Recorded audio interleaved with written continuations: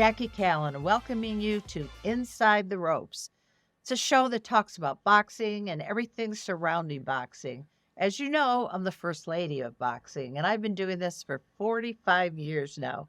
And what I've learned is that a fighter isn't just a fighter inside the ring. Sometimes his biggest fight is outside the ring. So, with that being said, today I want to introduce you to Craig Stilley. Craig's an awesome guy, a friend of mine, a friend of Evander Holyfield's and a lot of other professional fighters, former and present. But he has a story to tell, and it's more than just climbing through the ropes. It's more than just coaching a guy to be the best he can be. It's about overcoming adversity. It's about facing something straight on, and it's not another man. It's a situation called anxiety disorder. Now, over 40 million people supposedly have this condition just here in the United States. So this is nothing to fool around about. This is a serious problem. Craig, I want you to take us back to when you were in, I think, third grade. Isn't that your first episode with that? Yeah, it's just when it first sort of affected me. Yes, in third grade. Tell me, as a little third grader, what does an anxiety attack feel like? Well, it wasn't so much an anxiety attack. There's a thing called PANDAS, which is an acronym they found out in '96 or '98, to where a kid can have a streptococcal infection that attack part of the brain, the basal ganglia, that brings about sudden onset of anxiety, OCD, and I exhibited all of it. I'm not sure if I had it, because of course, there's really no way of testing it, but it's looking more and more like it. But it came on real fast, and I started having bad separation anxiety. It was a living nightmare. I mean, I actually thought one time, I remember driving in the car at night thinking with my mom and thinking I'm stuck in a nightmare. I'll wake up out of it. It was a dread, this hopeless feeling, and also these OCD type ways of thinking that I couldn't get out of my head, rumination. For instance, I know this sounds crazy, but if you put your tongue in the back of your throat, you'll feel these bumps. When I was little, I'd feel my dad stubble on his face. And so I was going through this. I started feeling like worrying about everything. I thought that stubble's like hair, and hair's going to grow into my throat, and I'm going to choke to death. And so it was things like that. It was very severe, and I started having trichotillomania. I was pulling hair out of my head. I would roll it up and pull it out, and which is part of it. And it was very, very distressing. Well, especially for an 8-year-old, you don't understand why you're doing all these things. And how did your Right. parents react? I mean, they must have thought, wow, what's wrong with my kid? Well, they didn't actually know. They brought me to a pediatrician, and they did a lot of tests. And we're talking 1982, and in the little town I'm in, there wasn't much, and they didn't know what was going on. I mean, we have way more knowledge now than we did back then. And so they were concerned because I started doing horrible in school and having all these problems. But I really didn't get the right amount of help. I didn't get really any help, but there was really none available at the time where I'm from. And so I just endured it, and it did a lot of damage per se.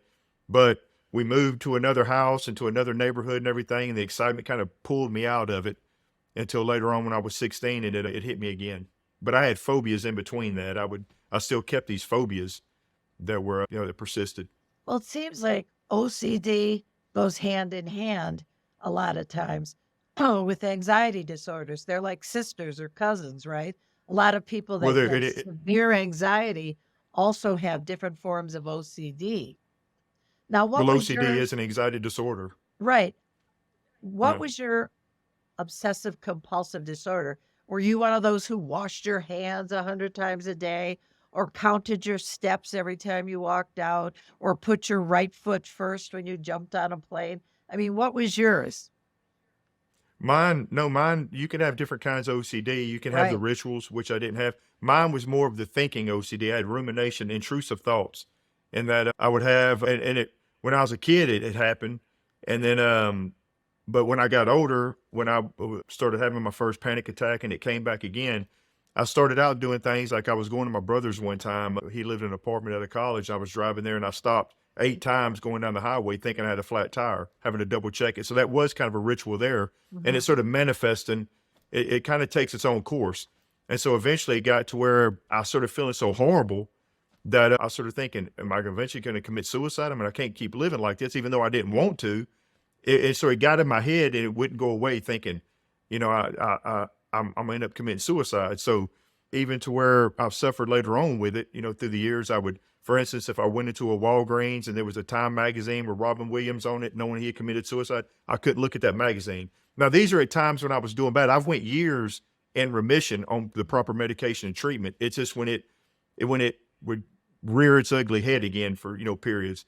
But when I would do that, it would come back and to where if I would like see that magazine, I'm like, oh no, it'd bring back these thoughts or kitchen knives. I'd hide kitchen knives and stuff. Well, I imagine a lot of people with this disorder actually do commit suicide. That's not unusual from what I understand. And I'm thinking that you're one of the lucky ones that kind of got out of it before you reached that point. But what kinds of things did you do? Obviously, your parents helped you. Did you go to a Mhm. therapist, a psychiatrist?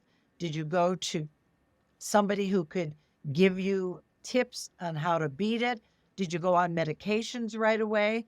And what kind of medications do they give you for that? Antidepressants or anti-anxiety medications? What is that? That's a great question. Yeah, when I was 16, I went a long period because, you know, you think you're going crazy. I had my first panic attack in a class and I didn't know what it was. It was overwhelming. I mean, the most craziest thing and then the feelings from third grade came back. They were constant. It wasn't like I would do good, then this would come on. It was like picture a hurricane that a storm just happening everywhere and tornado outbreaks. That's kind of what it was. I always was having this during that period, and then panic attacks would come up and all this stuff. It was very a terrible experience. But so I told my parents, but you know they didn't know what was going on, you know, and so I don't blame them. And plus, I hid a lot of it because you know you think they're going to think I'm crazy, you Well, know, or what have you. So especially with your friends and in school. You're 16 years old. That's the age of romance and sports and all mhm. these things. And here you are with this horrible disorder. Did you try to hide it from your friends, or did you have certain friends that you could share it with and explain what was going on? I had a couple of friends that I could share it with, you know, not many. You know, you put on a facade because you think I'm weak, you know, and all, no, nobody really goes through this stuff. And so even with my phobias, you know, my brother and my dad, you know, they wasn't scared of nothing, you know, they'd do whatever. And I was always, you know, worried about things. And so, for instance, when I was younger, you know, I would when I was fourth, fifth, sixth grade or whatever, we'd go on vacation. And before we left the neighborhood, I was already asking my dad, "Are there elevators at the hotel?" Because I was worried Oh, about getting on elevators. Yeah. And so I would take the stairways. And so these are things. So yeah, I well, hit that's it a a lot. common And phobia, isn't it? A lot of people are yes, yeah, afraid of elevators. I think that's a right. And, common but phobia. yeah, but mine would go to the extreme. I had a lot of a lot of them. But to answer your question with friends and everything, yeah, that you put on a facade, you know, and you get misunderstood a lot because you're trying to put on this facade that's really not you, and so you're misunderstood.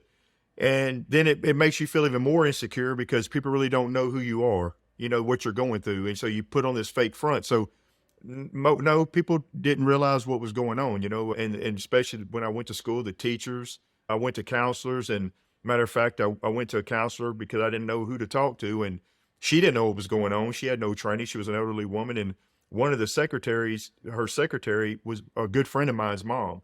And so she found Oh, out about it and told her son she couldn't be friends with me no more because I was going crazy. You know, and it hurt me real bad because I wasn't going crazy, of but course not. But that's yeah, so it made me feel even more. It made me feel even more, you know, isolated. which shows you that a lot of people do not understand mental illness and what so many people go through. I don't know if we just need to be Right. more educated or more compassionate, but which medication is the one that really helped you the most? Well, you know, I started out. I took a tricyclic antidepressant because at the time, and I know these terminologies don't mean much, but the older generation antidepressant because Prozac was a cutting edge medication. You know, in 1990, that was the only one of the SSRI type, and so I took these other ones that did nothing. I took Xanax. I mean, I was having they didn't have the medicines available like they do now, so I was taking you know quite a bit of Xanax, and it still wasn't doing much. But then he put me on Prozac, and I was on a very low dose, and it kind of put a dent in it, and it made to where they didn't come back as frequent, but they did. And then I went on that for like 5.5 years, and then in 1997, I got put on Paxil, and that was like a miracle drug. I mean, I thought Wow, I mean, Paxil. Are you it ne still on Paxil now? no, no, because these medicines sometimes lose their efficacy. And Okay. one thing is, and as I got older, I mean, I went 7 years, I thought I was fixed, then my doctor, for whatever reason, changed my medicine to another one from, I don't know to this day why. And I took a nosedive again. And Oh, so it took me, I had to fight my way back out of it again and get back on a higher dose and of the original medicine. Then I went about 10 years wow. doing fine again. And then, so I sort of, I didn't drink to self-medicate or anything. I would just be a social drinker. Like, what I consider drinking a lot was maybe 2 margaritas in a row was my extent. But I noticed as I did this, the symptoms started coming back. And I didn't know that that alcohol, and what's very important for people to understand, that alcohol makes these medicines quit working. They Okay. counter affect it. The depressant, That's yeah, great to they know. make them, So yes, when and it's you're very taking important a because I've talked to, medication, don't drink. don't Don't drink on the drink. antidepressants and stuff like that. And especially even if you're not on the medications, alcohol can make your symptoms worse. It might help it briefly, temporarily, but it'll make it worse in the outcome. And so were, other drugs. But and so I found out the hard way, it quit working, changed medicine. I went through a 5 year, previous to 3.5 years ago, I went through 5 years of a living nightmare. I mean, it was, if you added up all the days I felt okay, it was probably 3 months out of 5 years. And Well, so let's it was, change gears a little bit before we get okay. everybody crying at home saying, poor Yeah. Craig. Well, Let's talk I don't about want to, boxing. How did boxing okay. enter your life? Because obviously it's been a big part of your life. Did you kind of fight your way out of this? Did boxing help you? Well, yeah, boxing was something when I was first going through it, when I was 16, I Hmm. was trying to find an outlet, something to get my mind off of it. And so a friend of mine at school, his dad was a pro fighter. And so they started training me. And so I started trying, sort of doing backyard fights. Hmm. And so I'd fight, in schools, and it started getting where I'd fight other people in other schools and everything. And it took off. And then my teacher at school, there was a guy named Dick Manchaka that was a trainer in my area, because boxing, there was, in the late 80s, 90s, there was no amateur boxing in our area. I mean, trust me, I looked everywhere. But there was a guy named Dick Manchaka that's pretty much a legend from where I'm from. But he only worked with pros, and I couldn't find him. Well, I never related that my teacher was his nephew, because he called me one day at school, and it was the first day I really wasn't getting in trouble. And he's like, "Craig, come here." And he said, "I've been hearing about this boxing you've been doing." And I thought he was trying to get on me. I was like, "Man, it's got nothing to do with school." He goes, "No, have you ever heard of Dick Manchaka?" I said, "Yeah." So long story short, it was his uncle. So he said he works with pros. He's wanting to meet you. So I go there, start boxing, and then we establish a great relationship. I mean, I got very close with his family, and I started training there and sparring with his pros. I started sparring with people in his pros and learning. And I eventually fought some amateur fights, but it really wasn't my thing, because by that time I was so used to fighting long rounds with pros that amateurs Hmm. just really wasn't. I wasn't geared for that. And so Kenny Weldon sort of trained me, took a liking to me, and I started going there. But it was the traveling part, it was about a 2 hour drive. And so eventually I just opened up my own gym back in my town. A couple of buddies wanted me to teach them. So I opened it up, and it just went from there, And the good thing training is people, and I fell in love with it. then you found that your calling was actually coaching and teaching other people to fight and being their cheerleader and mentoring them. So that's a wonderful thing, because I know how much that means to you and how you live through your fighters and how you are so happy when they win, and you're there almost like a big brother or father figure to these younger guys. And I think that's Right. helpful to your own self-esteem, isn't it? Oh yeah, of course. And, it's giving back. And what I found out about boxing is, that what I related to boxing so much, it wasn't even though I love football and stuff, it wasn't the same. Mhm. I could relate to it because it's very lonely in boxing. When you get in the ring and you got your coaches, and when the coaches get out of the ropes and everybody moves down, it's just you and the fighter. It's just Right. you and One them, on and it's one. not necessarily, and it's mostly against yourself. Mhm. Of overcoming emotions and everything is what I was going through. And so it taught me a great deal of, because the night before fights, you get nervous, or even before the fights, and I learned this, your imagination, that it's not reality, that it's all in your head, what you're afraid of. That if you can think negative about it, you can also think positive about it, because it's still just an imagination. So it taught me how to view things different, be positive, and that working hard and going that, that extra round and everything, it just taught me a lot of self-discipline. And I love the sport. It really transformed my life. I was just going to say that I think the fact that you're a very spiritual person as well, Mhm. you have a good relationship with your God. You are a good-hearted person. You see the best in everybody. And I think that's another part of healing yourself and feeling better. And maybe that's helped you to overcome, because you haven't had a really bad episode in a long time, have you? It's been about 3.5 years, and I'm on Great. another medication. It's doing great, and you got to stay on top of it. But again, boxing was a big thing because I ended up in '96 turning my life to the Lord because of Evander Holyfield. Because when he fought Mike Tyson and what he was saying about the Lord, I turned my life to him, and now we're best of friends. He's like a brother to me, and so. And when I was teaching fighters, I try to teach them about life because boxing to me was about like being in life. So I would teach them a lot about overcoming fear because fear is, one of the most powerful emotions. And I would teach them about things and confidence, to do things you don't think you can do. And so, it's very, it lets you transcend past yourself, into something that's bigger. Well, talking about something that's bigger and better and more exciting, talk about the book you're writing, because that's a big endeavor to write a book. I've written two of them, Mhm, and I know it's mhm. not easy. Takes a lot out of you. So tell us about the book. I mean, that's big news. Well, I've never written anything. I read. I didn't finish school. In ninth grade, and I got my GED and sort of working for my dad, and I own the company now. But I educated myself, and so writing this book has been a challenge. It's about my life. It's about my dealings with everything with OCD, and I don't want to give too much of it away, but I think going to be a good book explaining of what it's like living through it. And so yeah, writing it, it's I found out that I have a knack for writing that I didn't think I had, and so it's therapeutic. It's also looking to help other people so that they might relate because, like I say, in 1990 when I first started going to a psychiatrist, Earl Campbell, the famous football player, he has an anxiety disorder. And so he came to Beaumont to have a seminar deal talking about it, and my psychiatrist to give me a ticket. But when I went there, I was like, all right, he's going to be, feel like me. And he really didn't go in depth of how he felt. And so I kind of left there thinking, man, I'm worse off than him. And so that's why I try to explain in my book and everything the depths of how bad it gets so other people can understand and relate, to it Well, I don't and try want to to give, educate more people.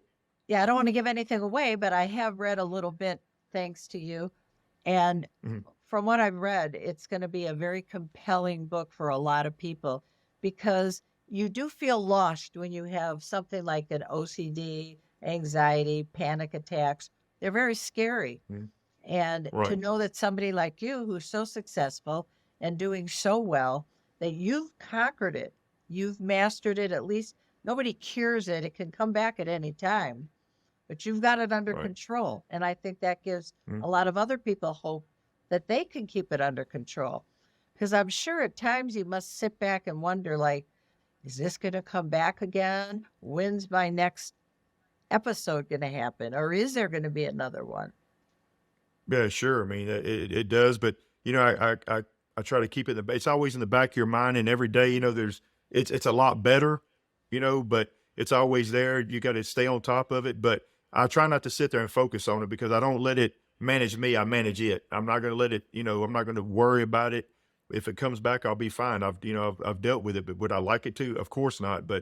Um, but I want to live my life. I'm here one time, and I'm not going to let it define me. I'm going to live my life and do the best I can and manage it. And then the other, and one of the things is getting the right therapy is very, very important, to catch these things early when they happen. And if you're not, to go get help. It's okay, because just like the brain is an organ, just like the liver, if your liver's going out, you're going to go to the doctor and you're going to tell people about it. And the stigma about the brain is that just like you have enzymes in your liver that can go bad, you have neurotransmitters and stuff in your brain, and it's more complicated, but it's still an organ nonetheless.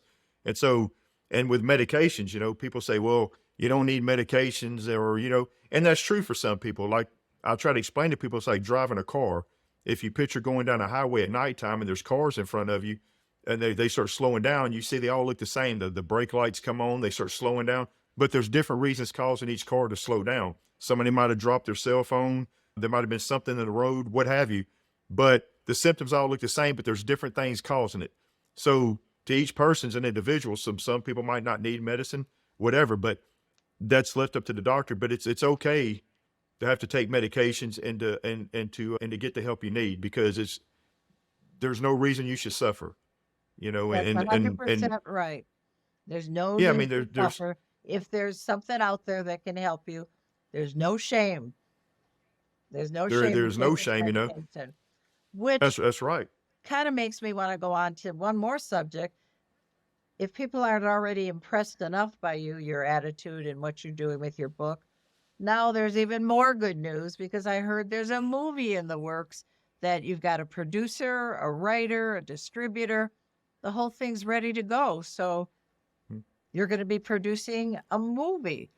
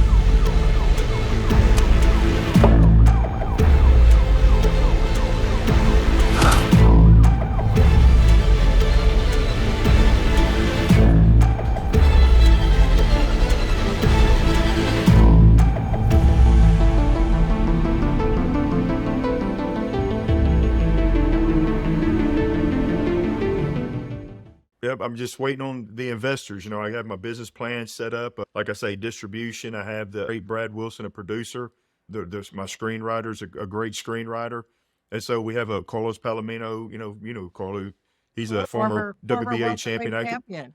Oh yeah, great fighter. He's a producer, and so we have a good team put together. And so I'm looking for investors to invest in it. It's an indie film, and everybody's excited about it. And it is based on my life and a segment of my life. It's not my whole life. The book will be, but this is a particular segment, and it's going to have boxing in it. It's not going to be a boxing show per se. I don't want it to be like Rocky. It's not going to be like that, but it will have boxing in it, and it's going to have a great message in it, a very good message. And so we're all excited about it, and it's in the works.